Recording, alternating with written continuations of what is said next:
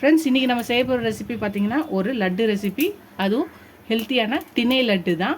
இது பிரசாதத்துக்கோ இல்லைன்னா ஸ்நாக்ஸுக்கோ நீங்கள் இதை தரலாம். வாங்க இந்த ரெசிபியை எப்படி செய்யலான்னு பார்க்கலாம் வாங்க. இன்றைக்கி ஒரு சிம்பிளான ரெசிப்பியும் ஒரு ஹெல்த்தியான ரெசிபி, ஒரு பிரசாத ரெசிபி செய்ய போகிறோம். ஒரு ஹெல்த்தி எதில் பார்த்திங்கன்னா திணையில் தான், திணை மாவில் செய்ய போகிறோம். இது நீங்கள் பிரசாதமாக முருகருக்கு ரொம்ப ஸ்பெஷல் திணை, அதில் செய்ய போகிறோம். முருகருக்கு நீங்கள் என்றைக்கெல்லாம் பிரசாதம் செய்யணும்னு நினைக்கிறீங்களோ, இல்லை உங்கள் பசங்களுக்கு ஸ்பெஷலாக செய்யணும்னு நினைக்கும் போதும் ஹெல்த்தியாக கொடுக்கணும்னு நினச்சிங்கனாலும் இந்த லட்டை செய்யலாம். ரொம்ப ஈஸியாக சிம்பிளாக செய்யக்கூடியது. ஒரு பவுல் எடுத்துக்கலாம். 1 கப்பு திணை மாவுனே விற்கும் கடையில், இல்லைனா திணையை மிஷினில் கொடுத்து அரைச்சிக்கலாம். 1 கப்பு திணை மாவுக்கு 1/2 கப்பு சுகர் போட்டுக்கலாம். சுகர் பவுடர், சர்க்கரையை தூள் பண்ணி போட்டுக்கலாம். இல்லை நீங்கள் நாட்டு சர்க்கரை கூட 1/2 கப்பு போட்டுக்கலாம். உங்களுக்கு இனிப்பு கம்மியாக வேணுன்னா கம்மியாக போட்டுக்கலாம். ஏலக்காய் தூள் 1 ஸ்பூன் போட்டுக்கலாம். இப்போ இதை நல்லா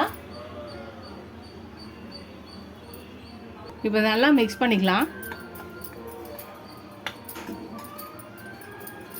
மிக்ஸ் பண்ணிவிட்டு ஒரு 2 ஸ்பூன் நெய் ஊற்றி வச்சுருக்கேன். இதை உருக்கி எடுத்துகிட்டு வந்துடலாம். இப்போ நெய்யை உருக்கியாச்சு. இப்போ இதில் ஊற்றி மிக்ஸ் பண்ணிக்கலாம். கொஞ்சம் கொஞ்சமாக ஊற்றி மிக்ஸ் பண்ணிக்கலாம். எல்லாத்தையும் படுற மாதிரி மிக்ஸ் பண்ணணும்.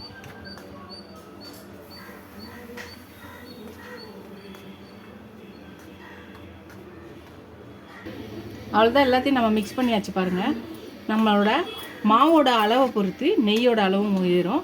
நம்ம உருண்டை பிடிக்கும்போது இப்படி உருண்டைகளாக வரணும். அந்த அளவுக்கு நம்ம ஒரு 3-4 ஸ்பூன் நெய் ஊற்றணும். நெய்யை உருக்கி இதில் ஊற்றி இந்த உருண்டை பிடிக்கிற அளவுக்கு நம்ம நெய்யோட அளவை போடணும். இந்த மாதிரி நல்லா உருண்டைகளை நம்ம உருட்டிக்கலாம். இது மாதிரி எல்லா உருண்டைகளும் நம்மளுக்கு என்ன சைஸ் வேணுமோ அந்த சைஸில் நம்ம உருட்டிக்கலாம். இந்த மாதிரி நீங்கள் லட்டு இந்த திணை மாவில் செய்யலாம். அப்புறம் உடச்ச கடலை இருக்கு இல்லையா, அதை தூள் பண்ணி இதை மாதிரி செய்யலாம். அப்புறம் சிறுபருப்பு தூள் நல்லா வறுத்துட்டு தூள் பண்ணி அதையும் இது மாதிரி செய்யலாம்.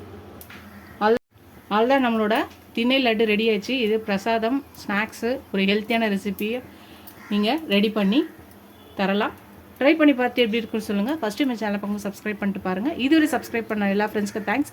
எனக்கு என் சேனலுக்கு சப்போர்ட் பண்ணிங்கன்னு நினைக்கிறேன். நீங்கள் எவ்வளோக்கெவ்வளோ சப்போர்ட் பண்ணி, லைக் பண்ணி, கமெண்ட் பண்ணி என்கரேஜ் பண்ணுறீங்களோ அவ்வளோக்கெவ்வளோ எனக்கு என்கரேஜிங்காக இருக்கும், சப்போர்ட்டிங்காக இருக்கும். புது ரெசிபிஸ் கூட ஹெல்ப்ஃபுல்லாக இருக்கும். இது அடுத்த ரெசிபியில் பார்க்கலாம். Tata Baba friends.